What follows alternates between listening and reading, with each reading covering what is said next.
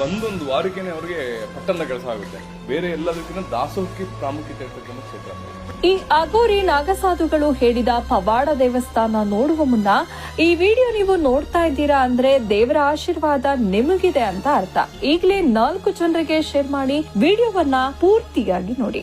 ಆದ್ರೆ ಯಾವಾಗ ಮನುಷ್ಯ ಇಲ್ಲಿ ಈ ಕ್ಷೇತ್ರದೊಳಗೆ ಮೇನ್ ದಾಸೋಹದ ಮೇಲೆ ಗಮನ ಹಾಕಿ ಒಂದು 10 ಜನಕ್ಕೆ ಅಂತ ಒಂದು ಅನ್ನ ಹಾಕೊಂಡು ಹೋಗ್ತಾನೆ, ಪಾಸ್ ಆಗುತ್ತೆ. ಇದು ಇಲ್ಲಿ ಸೀಕ್ರೆಟ್.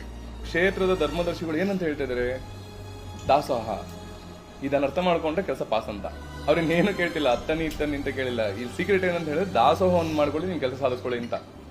ಈಗ ಮತ್ತೆ ಬರ್ತಕ್ಕಂತಹ ಒಂದೇನು 2027ರಲ್ಲಿ ಇಲ್ಲೊಂದು ಮಸ್ತಾಭಿಷೇಕ ನಡೆಯುತ್ತೆ.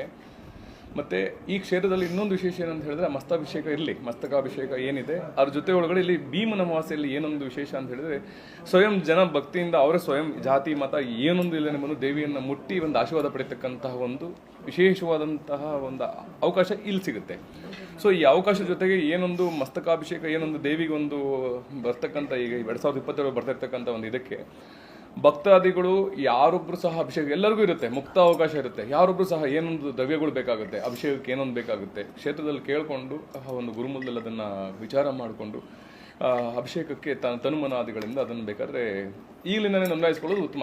ಕರ್ಮಗಳಿತ್ತಪ್ಪ, ಮನುಷ್ಯನಿಗೆ ಕರ್ಮ ಕಳೆದೋಗುತ್ತೆ. ಆ ಎತ್ತರದ ರೂಪದಿಂದ ಬೀಳ್ತಕ್ಕಂಥ ಅಭಿಷೇಕದಿಂದ ನೋಡ್ತಾ ಅದರಿಂದ ಬೀಳ್ತಕ್ಕಂಥ ಒಂದು ಹನಿ ನೆತ್ತಿ ಮೇಲೆ ಬಿತ್ತು ಅಂತ ಹೇಳಿದ್ರೆ ಅಮೃತ ಬಿಂದು ಬಿದ್ದಂಗೆಪ್ಪ. ದೇವಿಯ ಸಾಕ್ಷಾತ್ ಸ್ವರೂಪವನ್ನ ಅಷ್ಟದ್ರವ್ಯಗಳು ಮಿಂದೆದ್ದು ಬಂದು ಬೀಳ್ತಕ್ಕಂಥ ಒಂದೊಂದು ದ್ರವ್ಯದ ಹನಿಗಳು ನಿನ್ನ ಮೈ ಮೇಲೆ ಬಿತ್ತು ಅಂತ ಹೇಳಿದ್ರೆ ಅಲ್ಲಿಗೆ ಅರ್ಥ ಮಾಡ್ಕೊಪ್ಪ ನಿನ್ನ ಕರ್ಮಗಳು ಎಷ್ಟು ಕಳೀತವೆ ಅಂತ. ಈಗ ನಾವು ತೀರ್ಥ ಅಂತ ಹೊಡೋಗಿಸ್ಕೊಳ್ಳಲ್ವಾ, ದೇವರನ್ನು ತೊಳೆದನ್ನೇ ನಾವು ತೀರ್ಥ ಅಂತ ಒಂದು ಸ್ವೀಕಾರವಾಗಿ ದೇವಿಯನ್ನು ಇದು ಮಾಡ್ಕೋತೀವಿ ಒಂದು ತೀರ್ಥವನ್ನ. ಅದೇ ರೀತಿ ಬಿದ್ದಂತಹ ಅಷ್ಟದ್ರವ್ಯಗಳು ಮತ್ತೆ ಎಷ್ಟೋ ಎಷ್ಟೋ ಒಂದು ಗಿಡಮೂಲಿಕ ಒಂದು ಅಭಿಷೇಕಗಳು ಇನ್ನೊಂದು ಎಲ್ಲವೂ ನಡೆಯೋದು ಇದೇನಿದೆ ಇದು ನಿಮಗೆ ಬಿದ್ದಂಥ ಸಂದರ್ಭದಲ್ಲಿ ಬಹಳ ಒಂದು ಪುಣ್ಯಪ್ರದಾನಕವಾಗಿ ಇರುತ್ತೆ.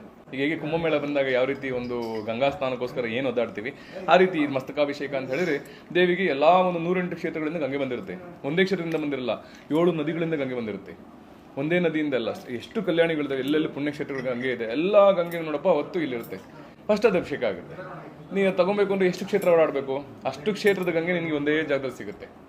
ಅದಕ್ಕೆ ಮಸ್ತಕಾಭಿಷೇಕದಲ್ಲಿ ಅಲ್ಲ ಅಷ್ಟೂ ದ್ರವ್ಯಗಳು ಅಷ್ಟೂ ಗಂಗೆಗಳು ಸೇರೋದ್ರಿಂದ ಆ ಒಂದು ಅಭಿಷೇಕದ ಗಂಗೆ ನಿಮಗೆ ಬೀಳೋದ್ರಿಂದ ಆಗಿರ್ಬೋದು, ಇಲ್ಲ ಗಂಗೆ ನಾವು ಸೇವನೆ ಮಾಡೋದ್ರಿಂದ ಆಗಿರ್ಬೋದು, ಬಹಳ ಅದ್ಭುತವಾದಂಥ ಒಂದು ಎನರ್ಜಿ ನಮಗೆ ಸಿಗುತ್ತೆ ಅಂತ.